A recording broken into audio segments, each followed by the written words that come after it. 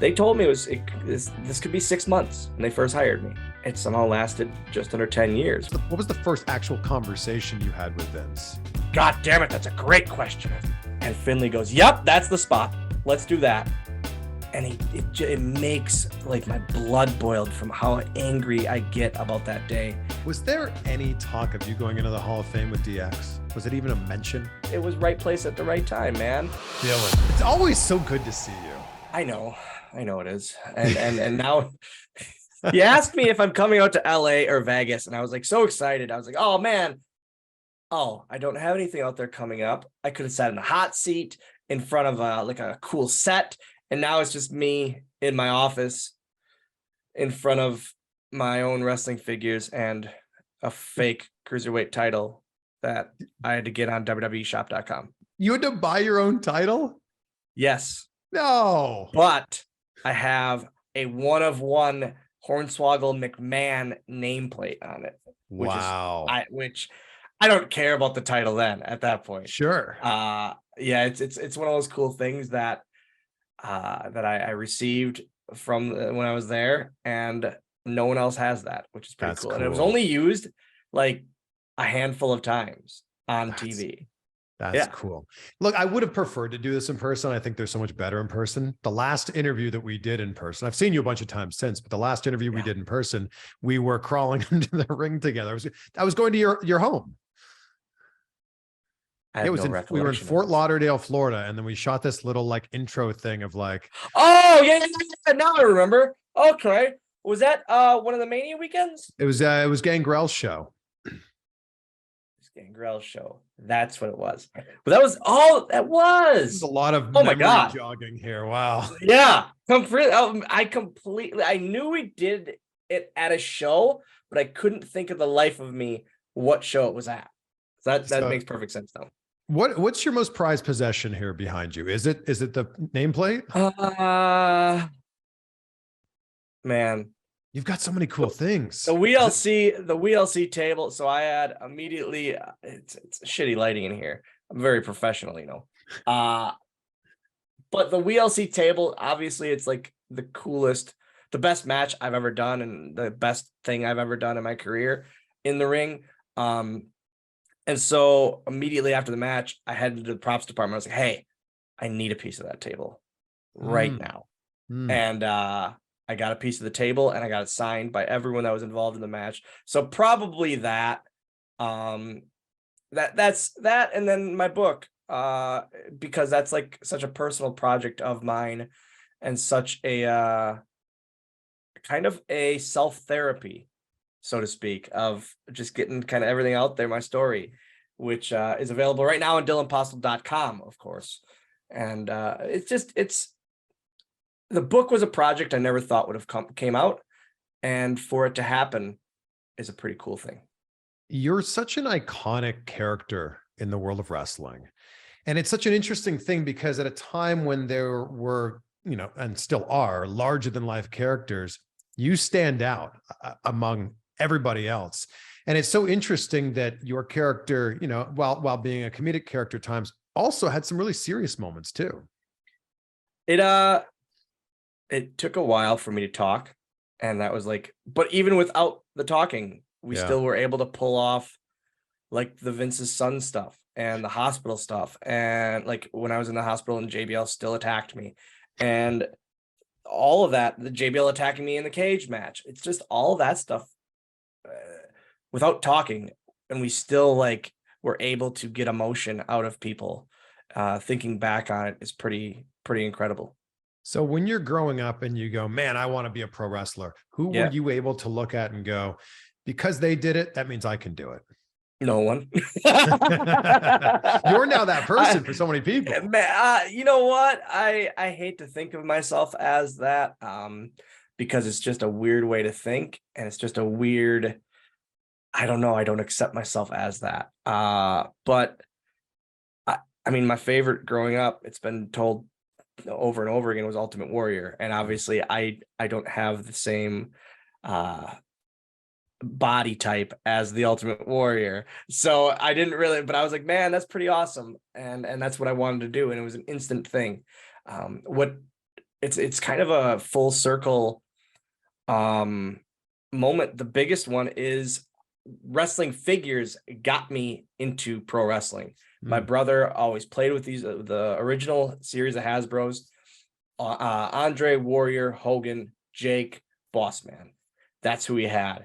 And then me being the little brother, I of course took those figures from him, and my parents then had to buy me separate ones as well. I didn't know what these were. I just thought they were my brother's cool toys. And so he then showed me what they were from, and this is professional wrestling, and I was hooked, immediately hooked, and I've been hooked ever since. But at what point did you think like this is actually something I could do? From that day. From Wow. that day, I was like, that's all I want to do. People want to be superheroes. People want to be firefighters or police officers or pro football players. I just wanted to be a pro wrestler. And like, it was like one of those things where my family would, okay, all right, it's not gonna, like, again, I don't have the body type of a pro wrestler. So it was kind of like just tongue in cheek. Yeah, that's going to happen, Dylan. And then I found a training school around the area and started doing that after backyard wrestling. And then I started taking it a little more seriously, obviously. And they were supportive of it until I dropped out of college to do it. And that, but then they were still like, hey, just do, you know, whatever. He's still a young kid. Do your thing. And then I made it to WWE, and it was one of those, oh, he accomplished this. Yeah. That's incredible. And they were never not supportive, but they were just, I shouldn't have made it. I say all the time, I shouldn't have made it. I shouldn't have. Like, I'm not the typical hire for WWE. It was a specific role that they needed me for. That is crazy, and that I lasted for so long is nuts to me, because they told me this could be 6 months when they first hired me, and it somehow lasted just under 10 years, which is incredible. And thinking that is now 7 years ago is even more nuts, that I still like, man, it's crazy. This year, August, I've been wrestling for 20 years. Wow, 20 years. That's more than half of my life. Like, it's nuts. It's crazy. Do you remember the reaction when you walked into the wrestling school for the very first time? Like, did anybody take you seriously? Oh, there wasn't a school. We just trained before shows. We put up the ring and we trained before shows, and then for like 2 hours, and then we helped on the show, and that was it. There was no, I never went to a school. Like, that's why I run my school now for ACW Wisconsin in Oshkosh. And it's like, man, this is great. We get to train 2-3 times a week, every week, and before shows. And like, whenever, essentially the ring is there whenever they want, go do your thing, get better. But we did an hour, maybe 2 hours before the monthly show. So it was once a month we trained. Once a month. Yeah, that was it. That was it. So like, it's crazy to think how things happen. But it was kind of like when I walked in, Ken Anderson never treated me different. He never treated me like he had to be easy on me. And I flat out told him, I said, I don't want to be trained as a midget wrestler. We get the pass. I'm the one saying it. We're good. I don't want to be trained as that. I don't want to bite ass and do the ref spot and this.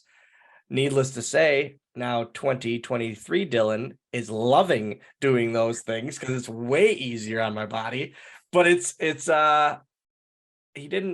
trained me like he trained everyone else, bumping me around, slamming me around. And with the issues with my back as a child, I didn't care about it. I had major back surgery when I was a child. That the first surgery paralyzed me from the waist down for 6 months. And then the second one, they fused my spine and said no trampolines and no contact sports.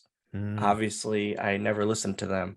But it's one of those things where I just don't care. My body is my body. And it's in 2003, when I started, all I cared about was doing all I could to be a pro wrestler.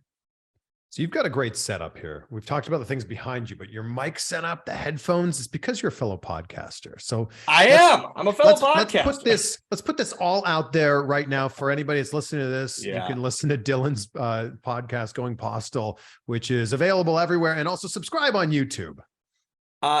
So about 6 months, I think. I'm horrible with dates. About 6 months ago, the Major Brothers from the Major Wrestling Figure Podcast, Brian Myers and Matt Cardona, I will not refer to him as the number one indie wrestler in the world. I will never say that ever. What about the Michael Jordan of figure collecting? Nope. You won't. Okay. I can't be nice to him. Like, that's just, it makes each other sick if we're nice to each other. Brian, greatest human out there. Matt, great guy. He's out there. So they approached me about doing a show for their Patreon, and George Feast, who is a friend of their podcast and also hosts a podcast of his own called the Game Marks Pod. He was going to produce it for me and kind of steer me in the direction, and which I need to be steered quite a bit. And then I was like, hey, I would love to get this to the masses. Doing it for the Patreon is great, but I want to expand this and make this as big as we can. So about a month ago, we decided, hey, we're going to take this public, and the majors signed off on it, and we're on their network along with all of their other projects. And it's also available on my YouTube, youtube.com/Dylan Postl. But it's a fun look at my life, my career, and everything in between, as well as we're switching off. Like, one week we'll do the topic at hand is this. Let's talk about it, about my life or my career. And then every 2 weeks, we're only doing it every other week. There's so much content out there and so many podcasts and so much stuff. We wanted to give people a little bit of a break to listen to other things as well, and then pop in for ours, and then listen to others, and then pop in for ours. So we're doing every other week. But we're switching between the normal sit down with me and talking about stuff in my career.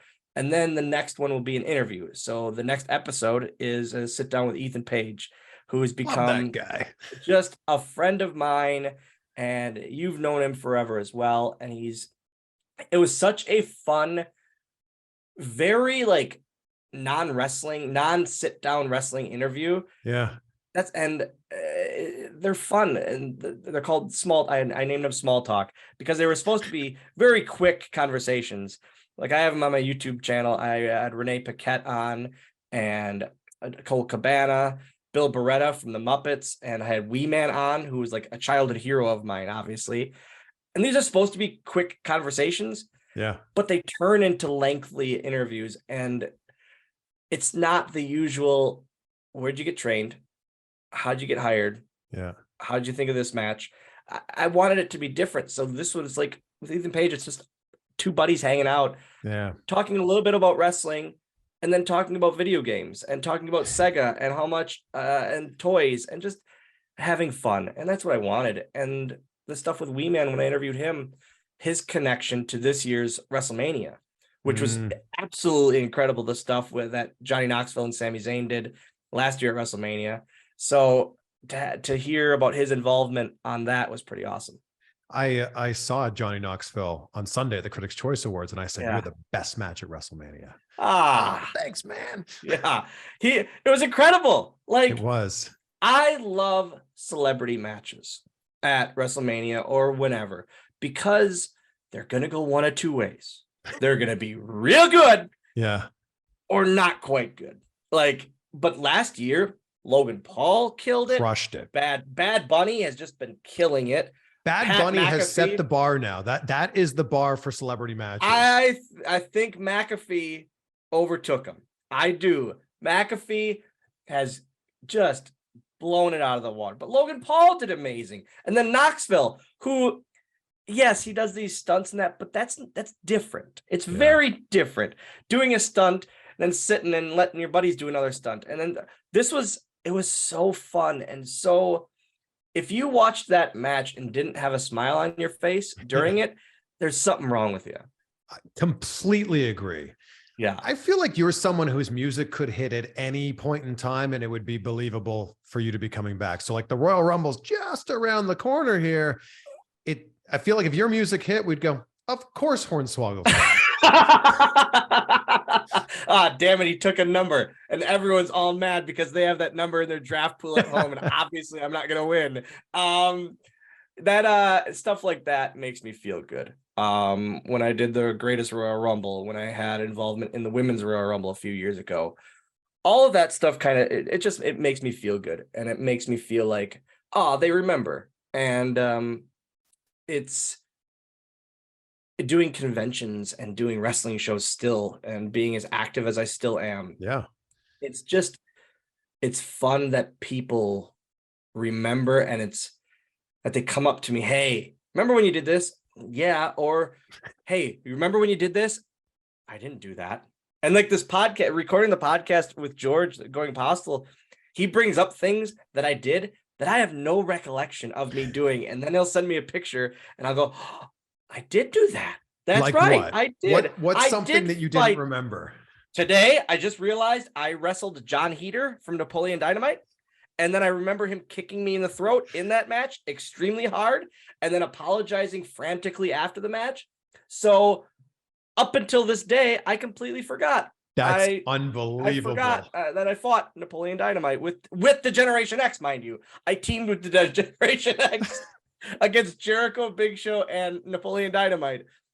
I have no recollection of that until it got put in my mind today. I haven't that thought photo about that. Should be hanging on your wall now. that's one that should be on the wall. Come on. It's one of those things where, but it goes like, man, that stuff happens so fast. Like I think about the 30th anniversary of Raw is next Monday. Yeah. I was in 5 segments at the 15th anniversary, like 5 full segments because it was during the Vince's Son stuff. That night alone, I was the opening segment when they did the family photo shoot, and the closing shot was me pouring beer on Vince. And so like that I remember, like that stuff I remember, but I don't like wrestling Ranjan Singh or that kind of thing. I remember doing it, but I don't know when it was. Like my memory is just awful. It's just not there. And I wish I had Tyson Kidd's memory, because he reminds me of things I did more than I remind myself. You messaged me before this interview and you said, like, please remind me the morning of. I'm not joking. I have a terrible memory. I put stuff in my phone and I'll literally put a reminder. I've realized I'm a 36-year-old elderly man. I really am. I write notes in my kitchen to look at stuff that I've written for in my office today. Oh, come on. This is real life. I write notifications on my phone every day for like a to-do list, or hey, this needs to get done, or hey, this email needs to be sent. Hey, you have to record today. You have to Twitch tonight. I Twitch every Monday and every Wednesday. I should know this by now. I still put it in my phone because I still need to go, because otherwise I know it'll be 9-10 o'clock at night and I'm like getting ready for bed. Oh, I didn't Twitch. Oh, okay. It's just, man, but I've always had such a crap memory. That's just my life. And I've realized it's just my life. My son loves it because he just has a laugh. He just has a laugh about it. And that's another thing that's like, through the new podcast, he's become a thing of a character of his own. Landon has become like this beloved human, even like to the masses, not just to people that know him. We did an episode and he co-hosted. It was for the Patreon, but we're gonna make it public soon. Yeah. And but he co-hosted and just not buried me, but was like, it was so fun how he just took off and took away the whole episode. He stole the show on the episode. And he's the best, and he's gaining a following of his own, which is incredible for a 13-year-old kid to have. Yeah. At what age did he become taller than Dad? Oh man. 9. Oh, I've literally wow. looked at, and now he's taller than my dad. And Oh, man. he is enormous, enormous. I look at him and I go, I like he last year alone, and now he's at the point. Birthdays aren't just wrestling figures and Legos. Birthdays are now Legos and wrestling figures and Jordans and Nikes or like shoot. He's in that stage.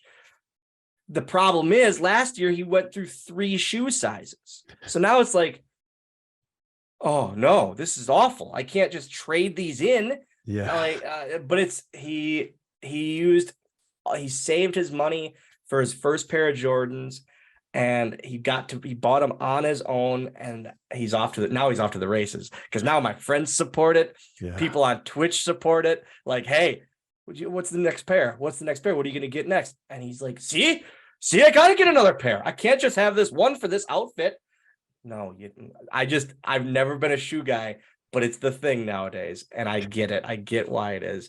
But for a 13-year-old, it blows my mind, because I was into wrestling and video games at 13, and he is into shoes, wrestling, and video games. That's a dangerous mix. It's a rabbit hole. It's a rabbit hole I never thought we'd be going down. You know, you mentioned Ethan Page, and you had what would have been the largest pop in the history of Impact Wrestling. It was during the pandemic, though, when you came out as the Weenomenal AJ Styles. Is that what we were calling it? AJ Swoggle. AJ Swoggle. AJ Swoggle, was that it? I think it was just AJ. I think it was okay. Weenomenal AJ Swoggle. Yep. When Get Ready to Fly hit, I went, no way. And then you and then they went, no way. That's one of those things in recent memory that people talk about so much, and we talk about it on the interview coming up. Actually, we go kind of in depth into it, and it was just, he was kind of on his way out of Impact, and I was there for a few, and so it was cool for both of us to kind of be able to do that, because we're good friends, and we're such good friends, that during the match I'm calling him Julian by his real name. And then we get to the back, and Hawkins, Brian Myers, goes, "You realize you called him Julian?" I go, "No." Yep. And it stayed in the show, which is also mind blowing. But it's just, man, the AJ Swoggle was such a fun thing that it just came kind of out of, because Scott D'Amore saw a side by side of me and AJ Styles, and he popped for it. And so oh, we need Hugh to be AJ Swoggle, of course. Okay, sure. And it still stays with me to this day, which is great. If there was a crowd there, that would have been the loudest pop in Impact. And then the loudest wind out of the sails. No, it would have turned from a pop into like laughter, but like, yeah, it's such an iconic theme song, especially for Impact. Like, that's one of the most iconic theme songs in Impact. I didn't realize like what his song was until I heard it, and I go, oh yeah, I know this song for sure. Of course, like, yes, for it's easily one of the most known, if not the most known, Impact theme of all time. That, and I think Samoa Joe are like 1 and 2. Yep. You throw Jarrett in there. I think Jarrett's is pretty up there too. But yeah, it's crazy how much that's kind of stayed with me. Was there any talk of you going into the Hall of Fame with DX? Was it even a mention? No. And it's one of those things, like, I get it. I do. I was the mascot. I was always known as the mascot. People didn't view me as such, but I knew it, and it's fine. I never like to think about that, because if it never were to happen, I can only be let down, rather than if for a crazy reason it does happen, it's the coolest surprise ever.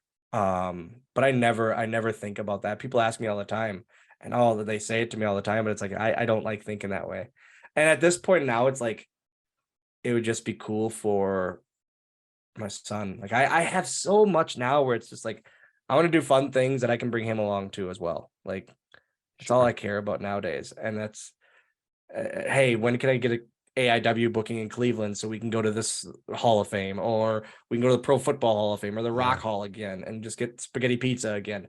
And just like fun things that he can do along with me, that at this point in my career, that's what I really enjoy is him coming along for the ride. But I feel like it's easy to make a case for Hornswoggle going into the Hall of Fame on your own.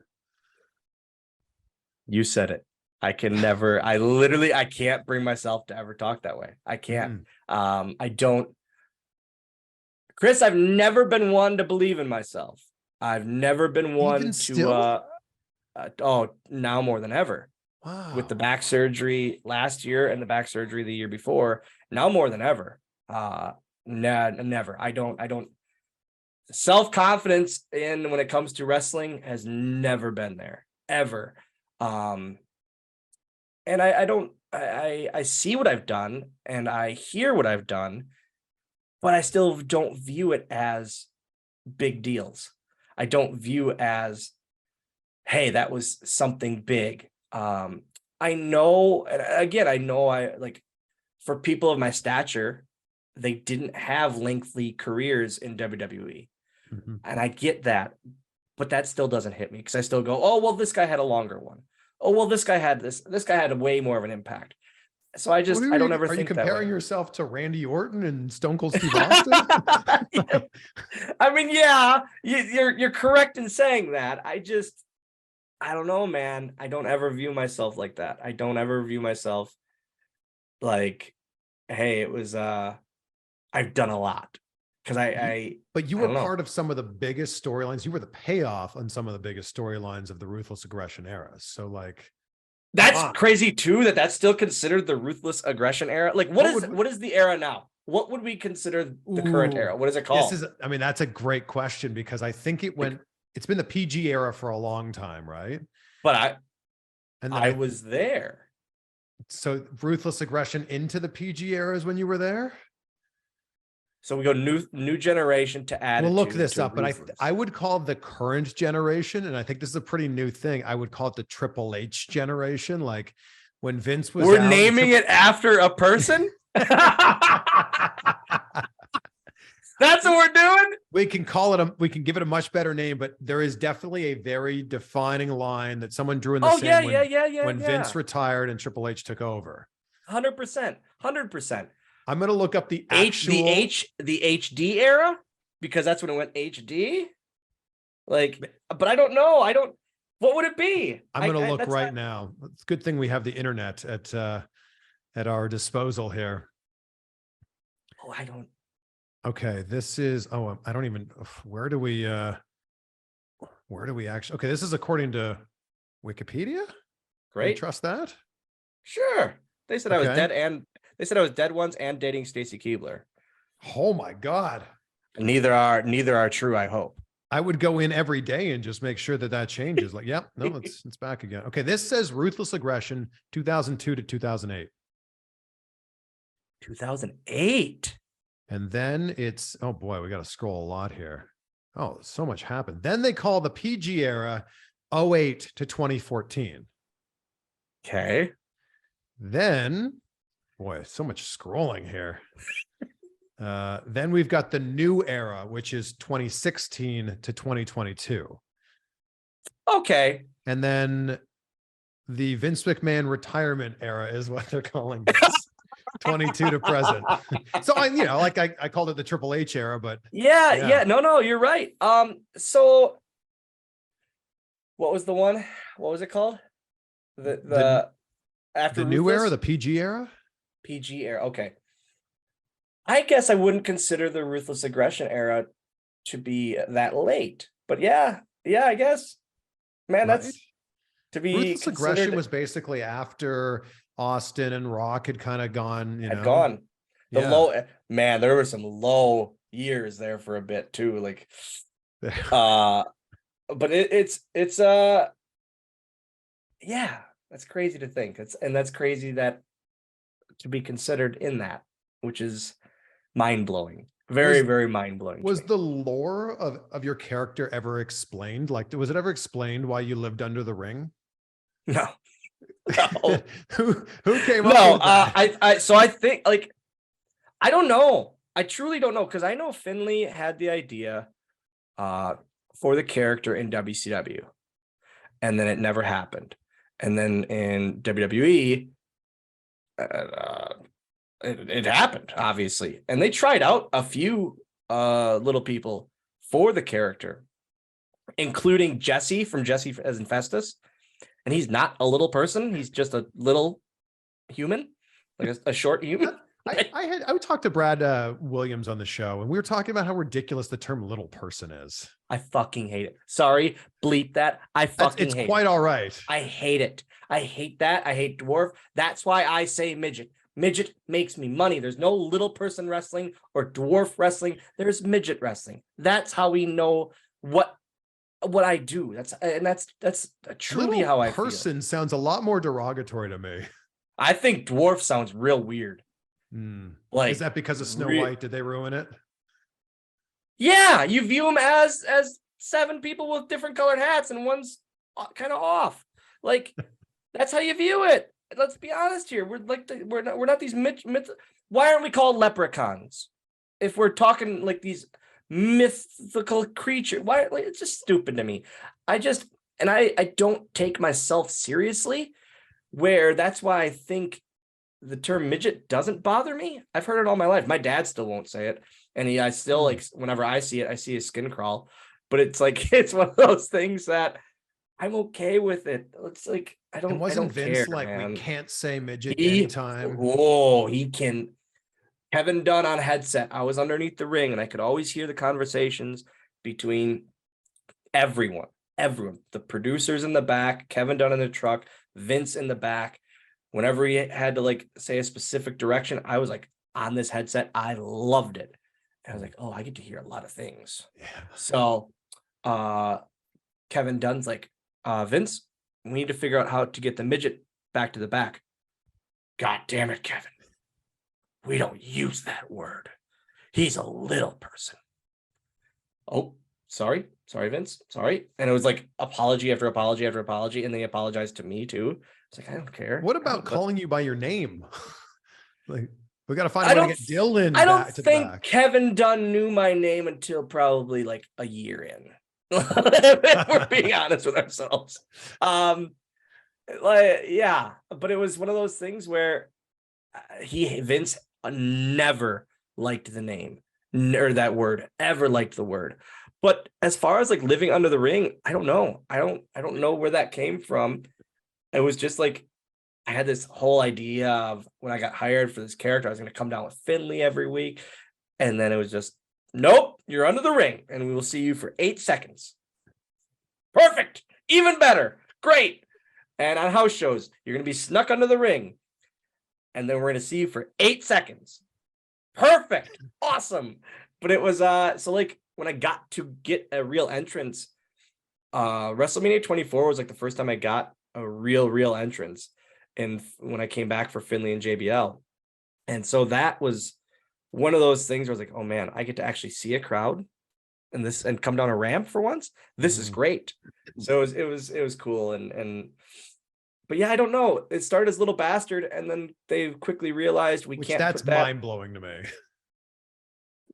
I have 3 pieces of merch. I have a card that I got graded because it's the only card out there. It's in a program, and I think it's on a promo photo as Little Bastard. It's so crazy. You like Little how they thought we're gonna put this character that children may like and enjoy, and if we make toys out of him or any merch, we're gonna put Little Bastard on it. And then I think they quickly realized like that's not gonna work, that's not gonna fly. We can't put that at Toys R Us. And it was just like, okay, one day it's Hornswoggle. Great, done. Like, did you just show up to work one day and they were like, you got a new name? Yeah.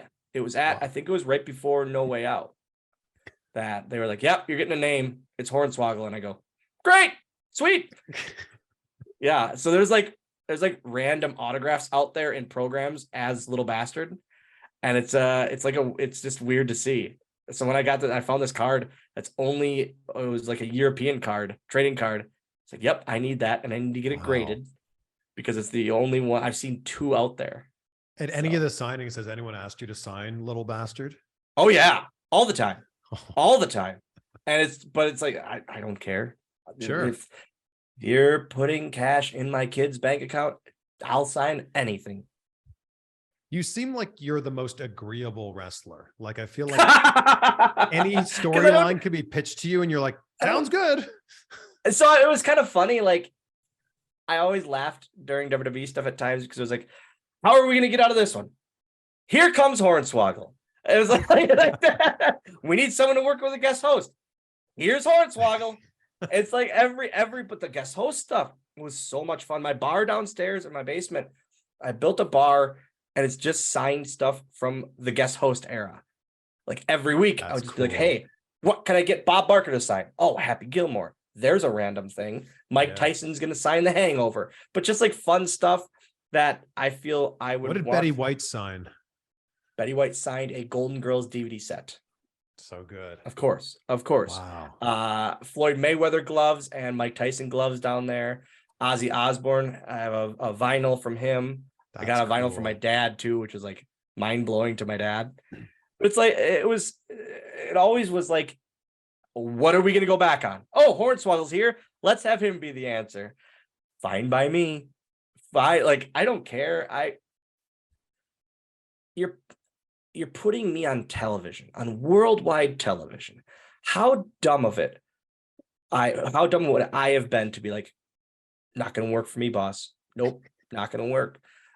Mae Young gave birth to me as the New Year's baby. I dressed as a cow, like shit I didn't want to necessarily do.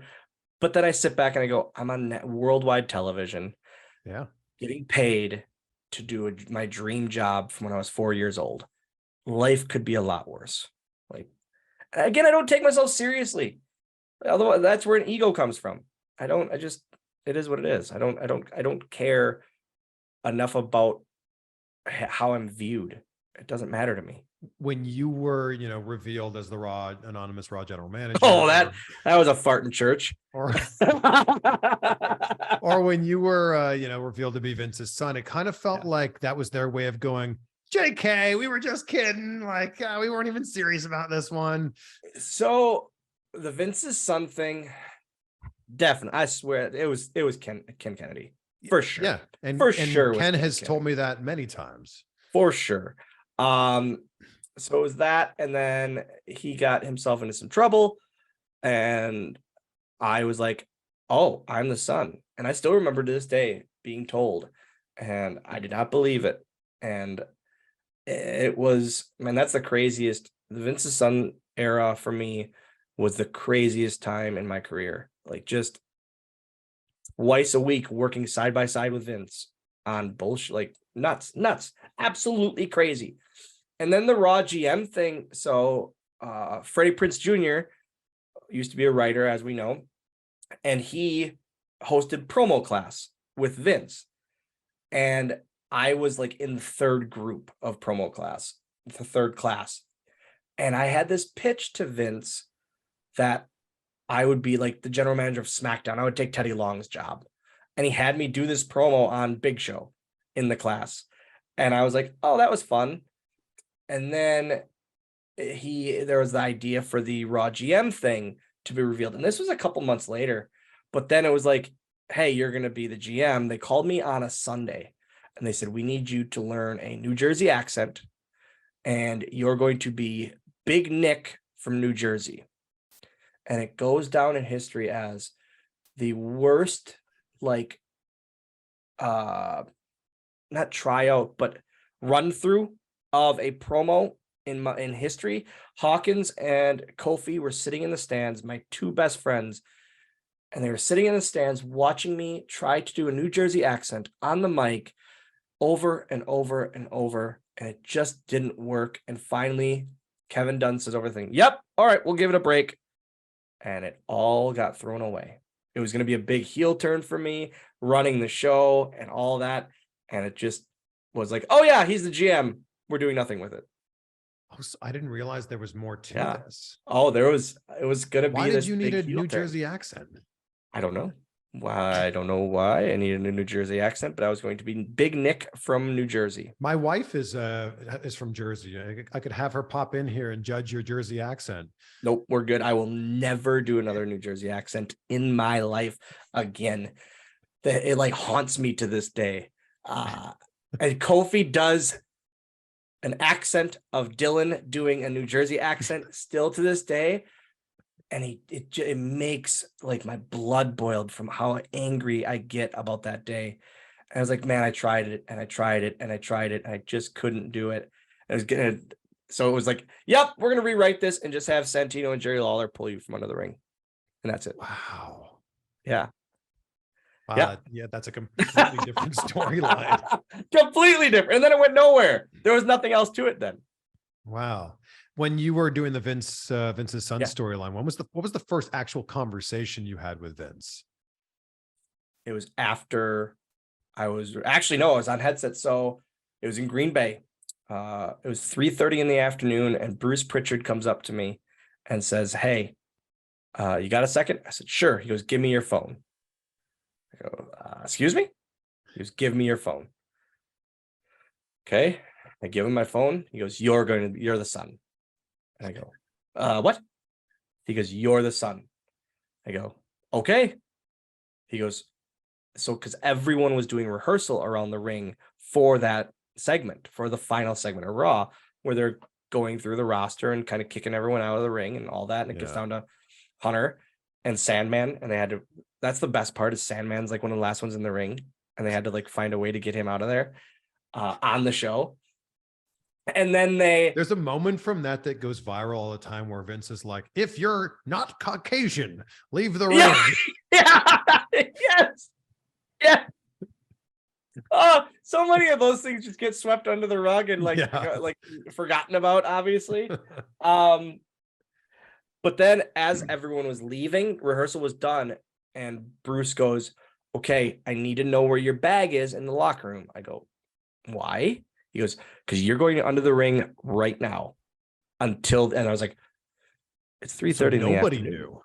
No, literally, I get under there and Kevin Dunn gets on headset with me and he goes, "Hey, Vince will talk to you about what you're going to do." Vince went over it on headset the whole segment. And Vince said, "Please stay off headset until we ask for you again." Because they didn't want any producers, nothing to know. And no one to hear me over the headset talking.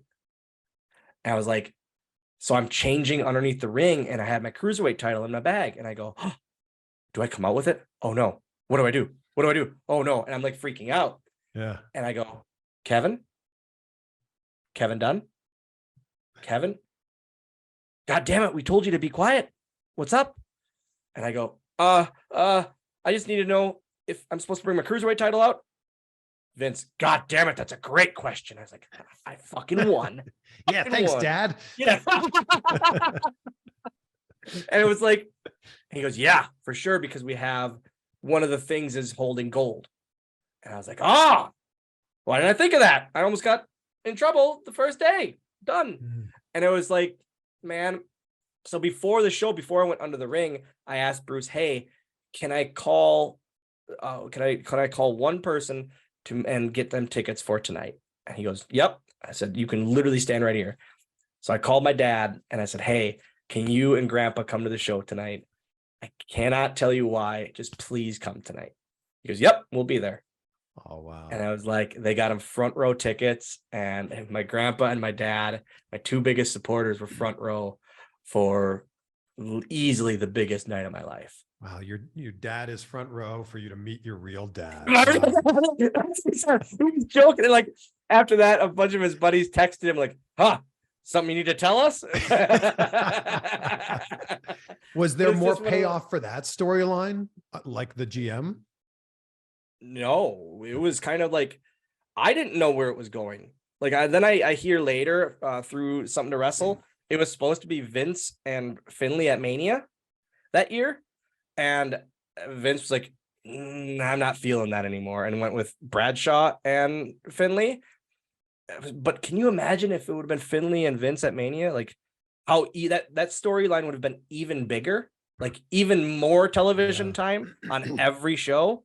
So, man, I think about it, and like I said about it was the 15th anniversary of Raw, like 5 segments for me, like just for me, and then the cage match with Vince.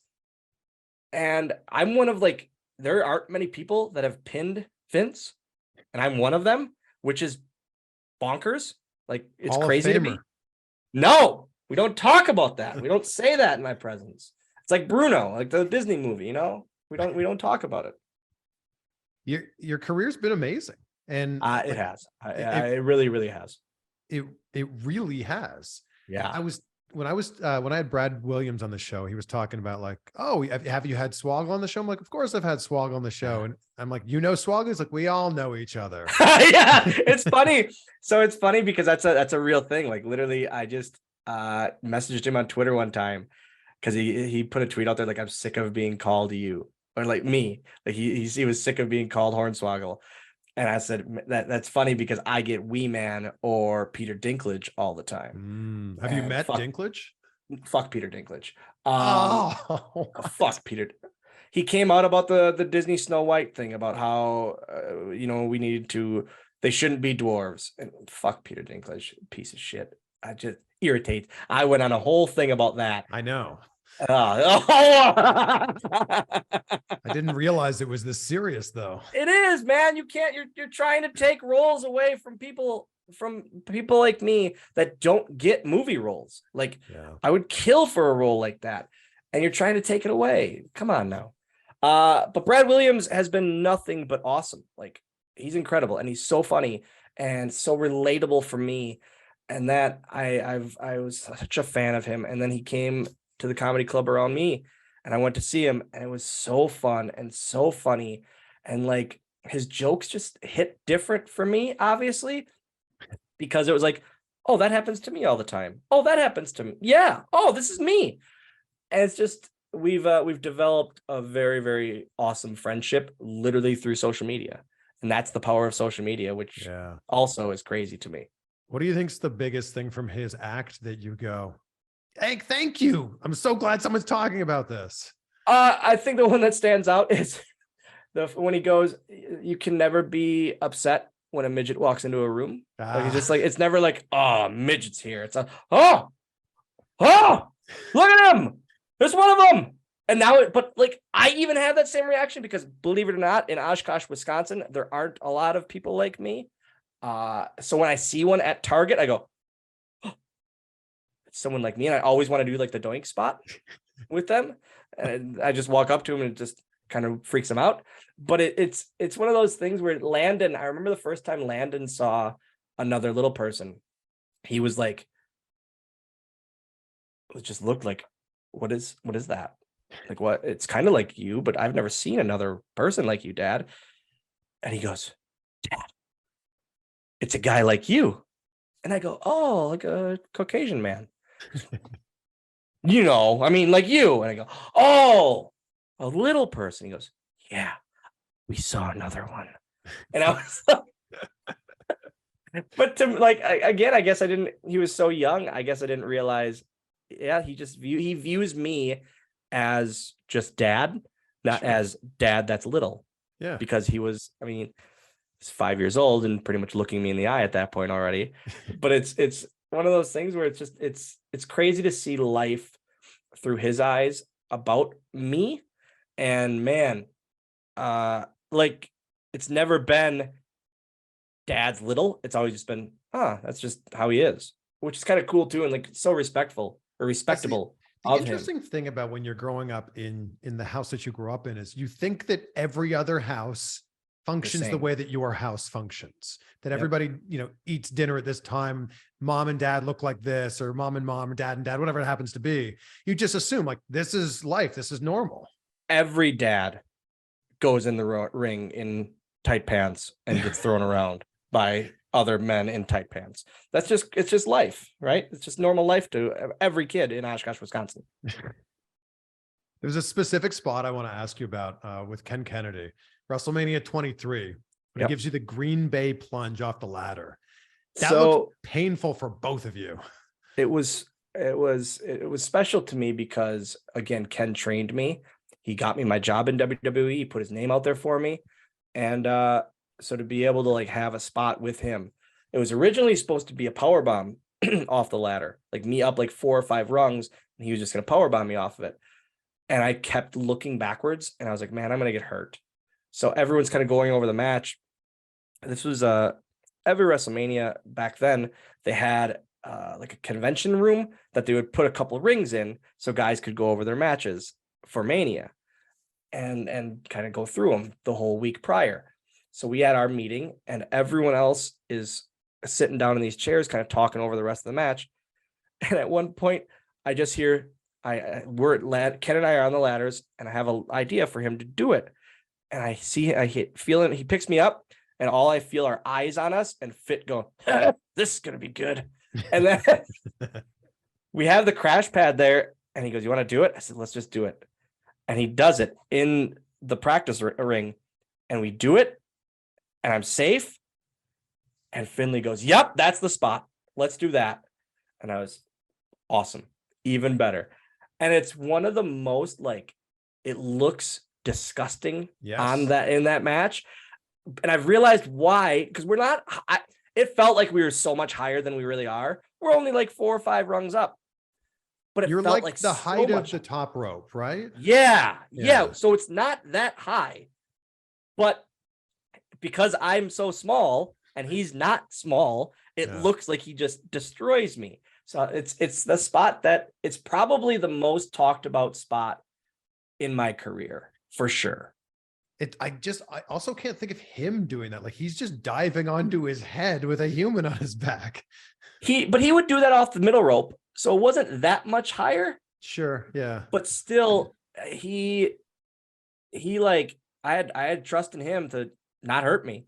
And it's funny if you watch it back, if you watch the match back, you can see he gives it to me and then he checks on me. And during the match, he goes, you okay? I said, yeah, buddy, I'm good. And then I go right back to selling. And I'm just like laughing at that point, because I was just like, man, I just did this in front of 70,000 people with the guy that trained me in a WrestleMania that I should never have been at. Like, I was never at a WrestleMania period, much less in the ring at one. I think you need to start changing your thinking around all this. Nah! You have earned all of this. Okay? I know. Earned it all. But it's I don't believe that way, because it was right place at the right time, man. That's life, right? 100%. But I didn't go through developmental. I didn't go through OVW at the time, or FCW at the time, or Deep South at the time. I didn't do that. I literally got hired off the street for a role that it could have went to anyone. So that's why I just have, man, and everything 9 times out of 10, if it happened in my career, to me, it was right place, right time. And you're right. That's life. But I don't think of it as earning. I don't know. I can't. I can't. I can't. Attitude. Like, you have the right attitude. Like I was saying before, like, I feel like you've never said no to any pitch. You're just like, yeah, sounds great. I'm in. If it's not going to hurt me, I don't care. I truly don't care. Like, I'll do whatever, man. It's again, it's on the biggest stage that anyone could ask for. Yeah. I would be dumb to say no. What's the wildest thing that's happened underneath the ring? I fell asleep. I talk about it in my book, Life is Short and So Am I. I fell asleep overseas. There was a 6-man tag match. It was Finlay, Big Daddy V, and Khali against Undertaker, Kane, and Batista. So a very heavy match going on above me. It was an overseas tour, international tour. I was very sleepy. I was very tired. Just tired from the night before. I didn't get a lot of sleep the night before. Went to bed late. That's what I'm going with. Yep. I was not overserved. And they put me under the ring at intermission. And so I was like, okay, whatever. And I just fell asleep, and I woke up to Finlay opening the curtain and yelling at me. Hey, hey, and then he finally goes like, I'm not waking up. And he sees me face down. He thought one of the ring things knocked me out. Oh. So he goes, what? And I go, hey, man. He goes, come on. And I go, oh, shit, oh, shit, oh, shit, oh, shit, oh, shit. Because I knew I had a spot with Undertaker who was waiting above me. Yeah. He rolls me in and Taker's laying down. And we'd always did this thing where Taker would be laying down. I'd walk up to him and he'd sit up, scare the shit out of me, and like either just goozle me or choke slam me off his knee, something. But now he throws me in. I go, the whole time walking up to Undertaker and going, I'm sorry, I'm sorry, I'm sorry, I'm sorry, I'm sorry, I'm sorry, I'm sorry. We get the spot, we get to the back. He goes, where were you? I said, I was sleeping. He goes, where were you? I said, I was sleeping. He goes, holy shit. And he just walks off and I go, I'm dead. I'm dead. I'm dead. I'm done. This is it. It's been a good run. It's been a good 2 years at that point. Did a lot of fun things, but I'm done.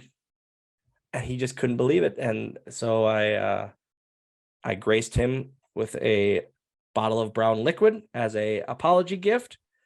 And we sat on the bus that night and indulged in that and played cards.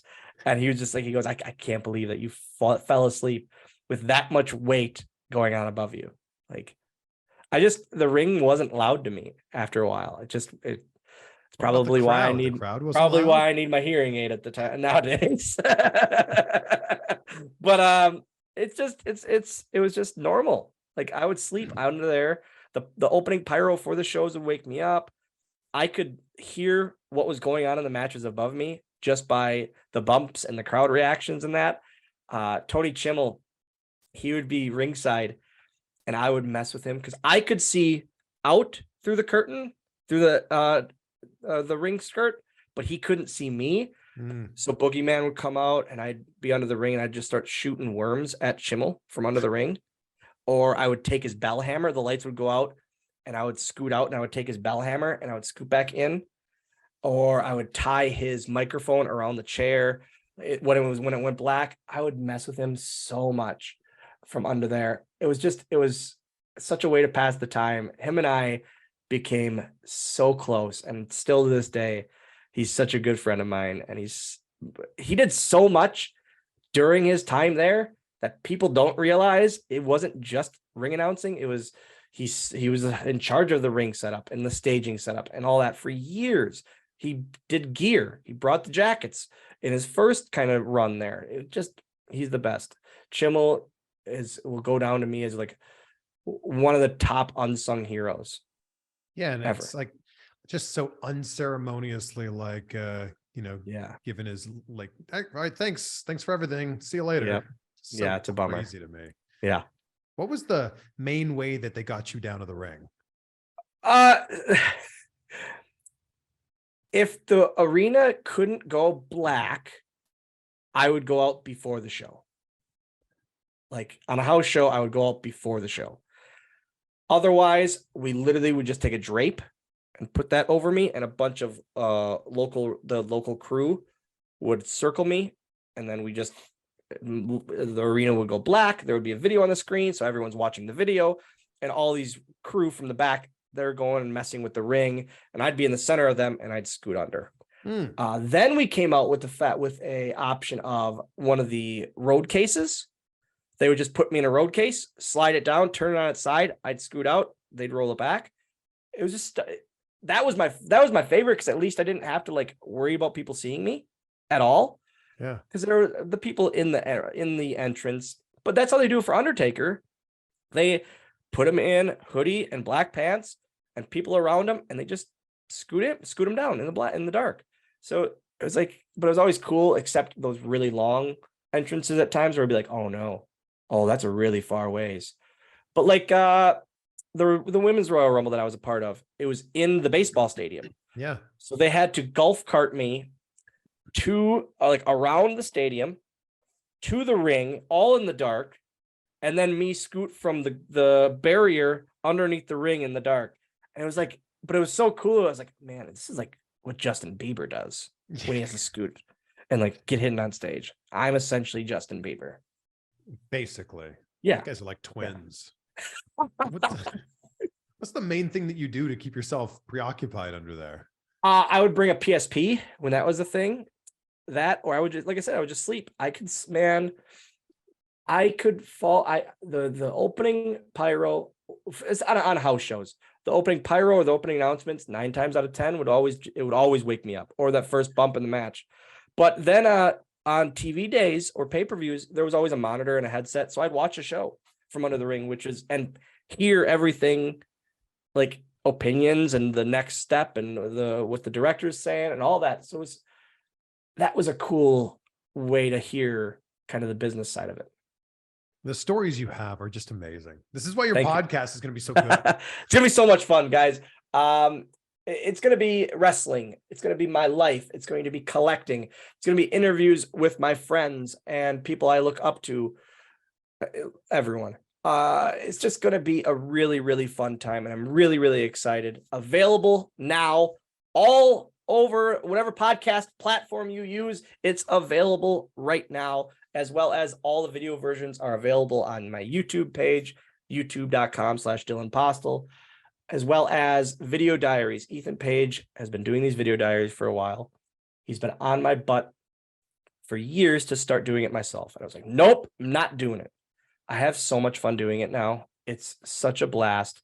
And it's also like, I feel it's a cool perspective, literally visually, because everything is shot up. So it's literally looking up the whole time. And it's just a fun way to see life through my eyes, I guess. And I got he was so good about it. Ethan was so good about it. And he always said, he goes, this is something that my kids can go, that's why Dad was gone. That's what he was doing. And kind of to look back on it, that's, man, like I said, I always have my kid in mind now. I always have him like, what can I do to make him laugh? Or, hey, what can I do for a memory for him? It's just about making memories nowadays. Well, wherever people are listening to this or watching this, they can find Going Postl. This has been so great. And look, I end every conversation talking about gratitude because it's such a big part of my life. Yeah. So Dylan, what are 3 things in your life that you're grateful for as we sit here right now? My dad, he is my absolute hero. Your real dad. Yeah. Not the one that retired and maybe coming back, or not Finlay, who was then revealed. That's another thing. Can we stop saying that Vince was my dad? He wasn't my dad. He was just an asshole that wanted to portray and give me a good life. So really, he was trying to do what was best for me, because Finlay didn't want me as a son, which is even more messed up. And we need to dig even more into. Hired me back just for that. Let's go to back to Little People's Court. Why didn't Finlay want me as the dad? Why did Vince want me as a son? I think there's something there that we need to get the scoop on. But my gratitude wise, my real dad, he has taught me everything I know in life, like about being a dad, about being frugal and smart with my money as an adult.